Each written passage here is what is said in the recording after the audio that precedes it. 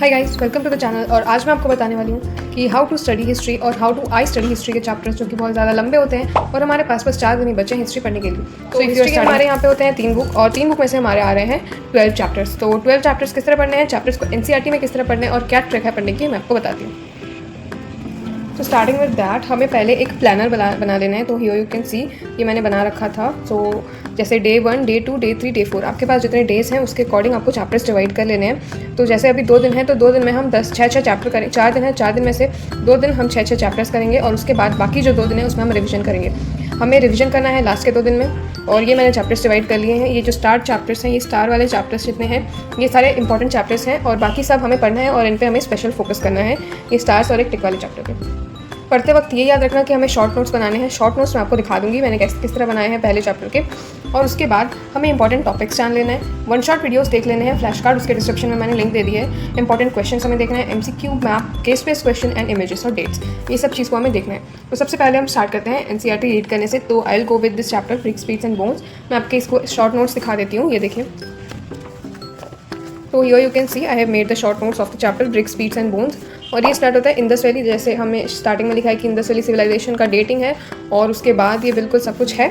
And last में ये जो आर्कियोलॉजिस्ट ने जो साइट को डिस्कवर किया है वो।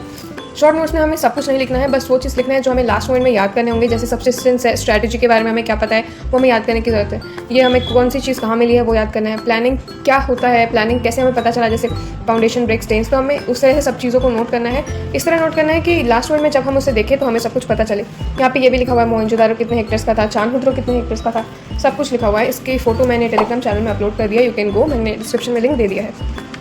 और ये फर्स्ट चैप्टर के नोट्स हैं। और ये देखिए, ये मैंने काफ़ी सारे एमसीक्यूज़ प्रैक्टिस किए थे काफ़ी टाइम पहले। तो अगर आपको इन एमसीक्यूज़ के लिंक चाहिए तो वो भी मैंने डिस्क्रिप्शन में दे दिए हैं और शॉर्ट वीडियो भी है उस पर। Now starting with the chapters.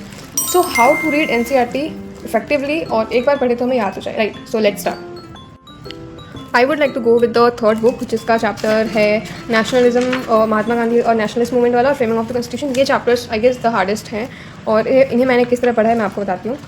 सबसे पहले तो बस एक हाईलाइटर चाहिए। यू कैन यूज़ हाईलाइटर या फिर और कोई सा जो चीज़ आप हाईलाइट करने के लिए यूज़ करना चाहते हो तो वो निकालना है। उसके बाद हमें एनसीईआरटी को लाइन बाय लाइन रीड करनी है और जहाँ पे आपको कोई कीवर्ड मिले या की डेट मिले, जैसे यहाँ पे रीड करते वक्त मुझे मिला जनवरी 1915। उसके बाद किसने कहा था the making of Mahatma, South Africa was the making of महात्मा।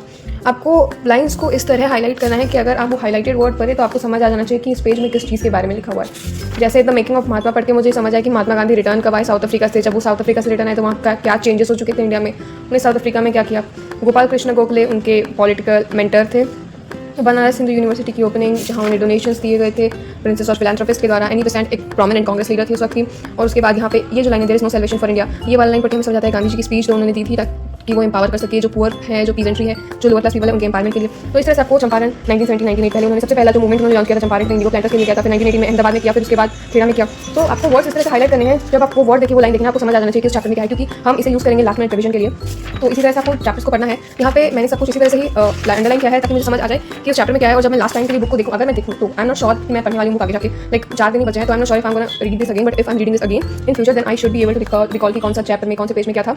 जैसे यहाँ पे DG Tendulkar the rights of minorities, तो ये हमें पता चला है कि किस चीज़ को अपोज किया था, किस चीज़ को सपोर्ट किया था। जैसे जी दुर्गाबाई थी, इन्होंने फियर ऑफ डोमिनेशन में लिखा कि उन्हें ये फियर था कि कहीं हिंदी डोमिनेट कर दे और इस वजह से जो नॉन हिंदी पॉपुलेशन है वो कहीं एजुकेट ना कर दे। वहीं विजय खंडेकर, जयपाल सिंह, यहाँ पे मैंने सब कुछ अंडरलाइन किया है ताकि मुझे लास्ट मोमेंट में देखना ना पड़े और मुझे समझ आ जाए। अब दूसरे फर्स्ट चैप्टर से जैसे मैं एग्जाम्पल दिखा दूँ तो ये कुछ ऐसे। You have to mark all the terms which seem important to you, नॉनलेस आपको करना नहीं पड़ेगा। जैसे यहाँ पे सेकंड चैप्टर है किंग्स, फार्मर्स एंड टाउन्स। यहाँ पे कुछ चीज़ें इंपॉर्टेंट है और इंपॉर्टेंट इसका मतलब ये नहीं है कि आपको लिख के आना है। इंपॉर्टेंट इन द सेंस जैसे आपको कुछ रिवीजन करना है और आपने वहाँ पे मार्क किया हुआ है, जैसे यहाँ पे मैंने कॉइन्स स्कल्पचर्स के बारे में लिखा है, तो इससे मुझे पता चलता है कि यहाँ कॉइन्स के बारे में बताया गया है। आपको पॉइंट्स को इस तरह मार्क करना है ताकि जब आप रिवीजन करें तो आपको पता चल जाए कि इस पेज में क्या है by looking at the point. जैसे प्रभावती गुप्ता के बारे में यहाँ गया है तो यहाँ बताया गया कि प्रभावती गुप्ता एक्सेप्शन थी, उनके पास लैंड ग्रांट्स के राइट्स थे, उनके पास लैंड थे, उन्होंने लैंड ग्रांट किए थे, ये उतना ही दिया है इतने में। तो उसी तरह हमें अंडरलाइन करना है कि हमें पता चले कि क्या हुआ है, कहाँ हुआ है, कैसे हुआ है by looking at the only board. Okay, तो ये थे एनसीईआरटी पढ़ने के तरीके। और यू कैन से सबसे पहले तो मैं एनसीईआरटी पढ़ने के बाद जैसे यहाँ पे मैंने ब्रिक्स, स्पीड्स एंड बोन्स का चैप्टर पढ़ लिया, उसके बाद मैं एमसीक्यूज प्रैक्टिस करती हूँ उस पर्टिकुलर चैप्टर के। ये मैंने नोट डाउन किए हैं, पर बहुत सारे एमसीक्यूज जो हैं वो मैंने बिना प्रैक्टिस बिना नोट डाउन के प्रैक्टिस किए हैं। तो मेक श्योर कि जब भी आप कोई चैप्टर पढ़े तो गूगल में जाकर उसके क्वेश्चन देख ले। एमसीक्यू प्रैक्टिस करने में 10 मिनट लगेगा मैक्सिमम एक चैप्टर के, आप 50 से 100 एमसीक्यू बिल्कुल कर सकते हैं। मैंने एमसीक्यू के लिए एक शॉर्ट वीडियो अपलोड किया था और मैंने एमसीक्यू के लिंक्स भी डिस्क्रिप्शन में डाल दिए हैं, go and check it out. Thank you. And make sure to practice MCQ, क्योंकि MCQ आर इंपॉर्टेंट। 21 मार्क हमारे MCQ से आ रहे हैं, तो बहुत ज़्यादा इंपॉर्टेंट हो जाते हैं वो। ऑलमोस्ट 25% कंट्रीब्यूट कर रहे हैं वो हमारे चैप्टर्स में, हमारे मार्क्स में। MCQs are must.